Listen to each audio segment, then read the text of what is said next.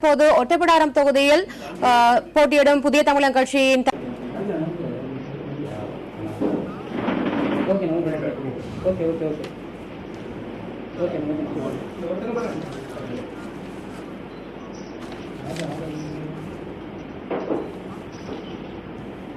ஒட்டப்பிடாரம் தொகுதியில் போட்டியிடும் புதிய தமிழகம் கட்சித் தலைவர் கிருஷ்ணசாமி வேட்புமனு தாக்கல் செய்கிறார். அதன் நேரடி காட்சிகளை நாம் பார்த்து வருகிறோம். தொடர்ந்து இது குறித்த கூடுதல் விவரங்களை அங்கிருக்கும் நமது செய்தியாளர் நாகராஜனிடம் கேட்கலாம். நாகராஜன், அந்த தொகுதியை பொறுத்தமட்டில் இப்ப கள நிலவரம் எப்படி இருக்கிறது? கிருஷ்ணசாமி வேட்புமனு தாக்கல் செய்ய வந்திருக்கிறார். அங்க நிலவரம் என்ன? கண்டிப்பா காயத்ரி, இப்ப தற்பொழுது தேர்தல் நடத்தும் அலுவலர் ஓட்டப்பிடாரம் தேர்தல் நடத்தும் அலுவலர் திரு சிவகாமி அவர்களிடம் அவர் வேட்புமனு தாக்கல் செய்துள்ளார்.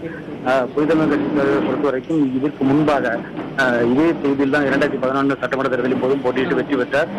மீண்டும் அதே தொகுதியில் இந்த மக்களுக்கு விடுபட்ட பணிகளை மீண்டும் செய்வதற்காக தான் இந்த பகுதியில் போட்டியிடுவதாக ஏற்கனவே தெரிவித்திருந்தார்.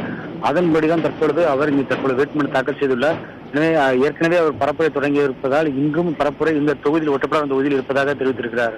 காயத்ரி, நாகராஜன், தற்போது கிருஷ்ணசாமியுடன் முக்கிய கட்சியின் உறுப்பினர்கள் தொடர்கள் யார் யாரெல்லாம் அங்க வந்திருக்காங்க? கண்டிப்பா அவரோட கட்சி உறுப்பினர்கள் மட்டும் இல்லாமல் கட்சி அவரோட ஆதரவாளர்கள் மட்டுமே வந்துள்ளனர்.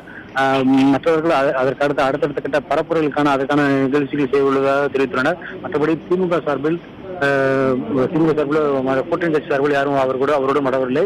அவருடைய ஆதரவாளர்கள் மட்டுமே, அதாவது கட்சி ஆதரவாளர்கள் மட்டுமே அவரோடு வந்திருக்கிறார்கள். தற்போது அவர் வேட்புமனு தாக்கல் செய்து வருகிறார்.